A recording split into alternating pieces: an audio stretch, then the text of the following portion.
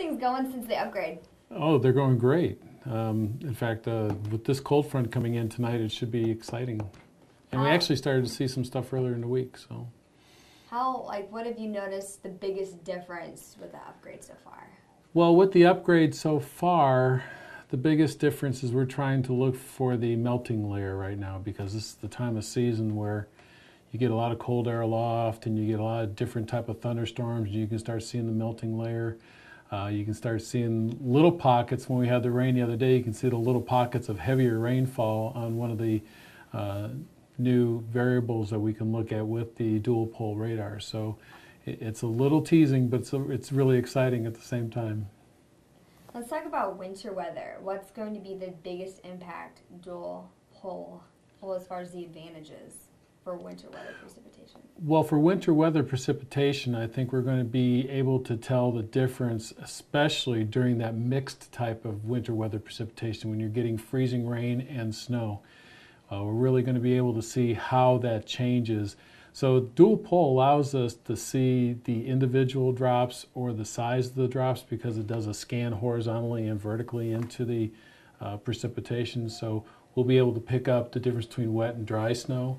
We'll be able to pick up the difference between freezing rain or freezing drizzle and snow. So that's really exciting to see how we're going to be able to see all that. What new products will be available for you to use that you haven't had in the past? Well, to use the fancy terms for them, we have things like differential reflectivity, correlation coefficient. We also have two other variables, but what's really nice about these, we also will be able to tell, what's really exciting is what happens next spring, when we'll be able to get what we call a TDS, which is a tornado debris signature. And that's within 30 kilometers or about 25 miles within the radar, so we'll be able to tell all kinds of little different things about the size of the items that are out there. Talk about severe weather. How will this help with nowcasting during a severe weather event, as far as issuing warnings and things like that? Boy, the toughest part is sometimes looking into the storm to see, when you get real bright reflectivities, we all know there's heavier rain involved, but we'll be able to see whether it's large hail or small hail. And that's really significant when it comes to forecasting that. And we'll be able to see it in different parts of the storm. While we know the regular parts of the storm that may produce large hail, like near a wall cloud or near the updraft, there are other parts of the storm, or when storms merge, that we'll be able to see through that precipitation to see what is really going on, whether there's some large hail, whether there's heavy rain involved. Also, like I just said, the debris, if there's a tornado close enough to the radar, we'll be able to see the debris signature. So we'll be able to tell a lot more about the storm and the structure than we used to before.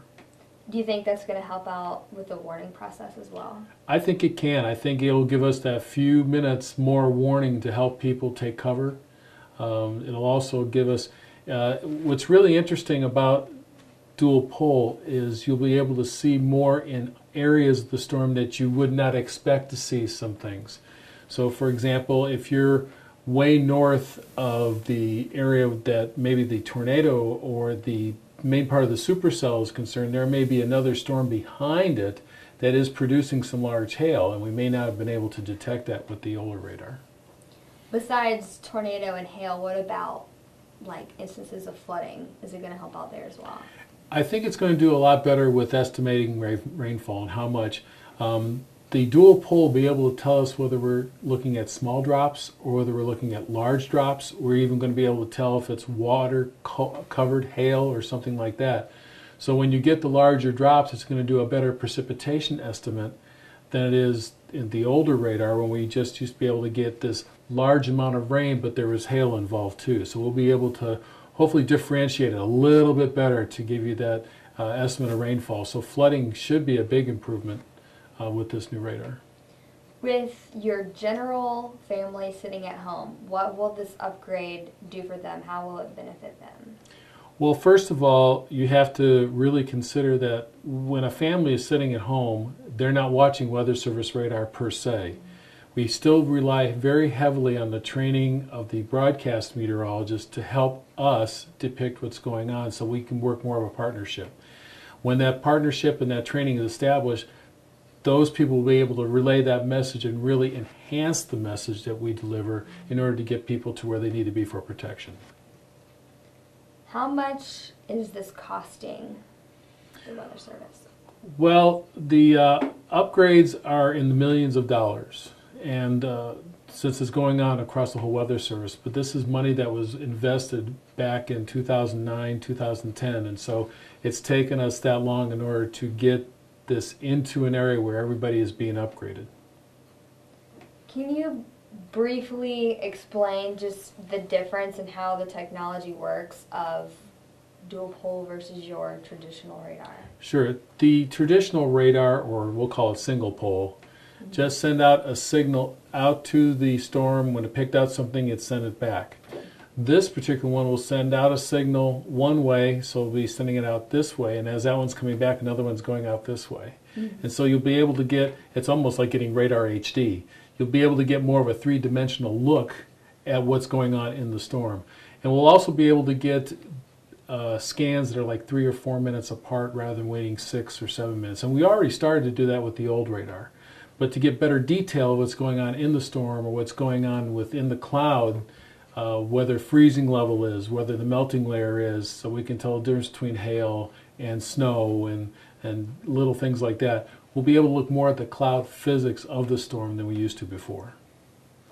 As far as training goes, has it been a lot of extra work for National Weather Service employees to get kind of up to speed with the new products and things? Well, it has been a little extra work, but fortunately all the forecasters, all the managers, we all have certain times in our day that we can do these trainings. So there has been training provided by the Warning Decision Training Branch in Norman, Oklahoma. So we have been able to get that out of the way. In fact, all of our people were trained as of yesterday, and so we're way ahead of schedule when we really needed to be trained. So we're ready here in Indianapolis. For the storm spotter classes, will you be going into any of the new products with these classes for the general, your storm watchers per se? Well, we're hoping to show them at least some of the training we have with severe storms and a little bit of training that we've had with winter weather. The real training is going to come in as we experience more weather here in West Central and Central Indiana. We'll be able to save some of this depiction and go out and show storm spotters what we'll be able to see. We already have applications for iPhone and other your smartphones that you can actually call up certain radar images and get this kind of data. So it's all out there. It's just a matter of familiarizing yourself with it. There is training on the Weather Decision Training Branch site, not only for the National Weather Service meteorologists, for the broadcast meteorologists as well, and even for the private sector. So there's training out there for everybody to learn about dual pole radar. That's awesome. That's one thing that I personally need to, get a little more acclimated with. I know the products, but it's just getting used to using them. Sure. Let's talk about this winter weather season. We already talked about like the melting layer and things like that. Is this going to help forecasting as far as amounts of snowfall or? I think it will, because you're going to have to forecast different amounts of snow if you have a more drier, granular type snow compared to a wet snow. As we all know, you might be able to get a little more and you get bigger snowflakes when you have the wetter snow than if you have a real dry air mass and it's snowing. So I think when you see the different types of snow that the radar is going to be able to pick up, you may be able to back off a little bit on your weather, on your snowfall amounts. Yet if you see a combination of with the wetter snow, you may want to go a little bit higher. So I think it's going to help us within an inch or two help forecast better how much snow we're going to expect. Okay, I think that's all the questions I have. Now, do you want to know if this is the latest, greatest radar that's going to be out there? That's true. Is this the most advanced technology available today? Right now, yes, but there is another radar that's going to be coming down hopefully in the next 10 to 20 years. It's called phased array radar, and we'll be able to depict the storm at minute intervals and watch the storm develop, and it's really going to be exciting when that one comes out in the future. And what's different about that radar is that is a whole different type of radar, because it's similar to the radars that Navy ships have. So you have panels of Doppler radar on 4 panels, so there's no moving parts. But you'll be able to watch a storm minute by minute as it develops and goes through its life cycle.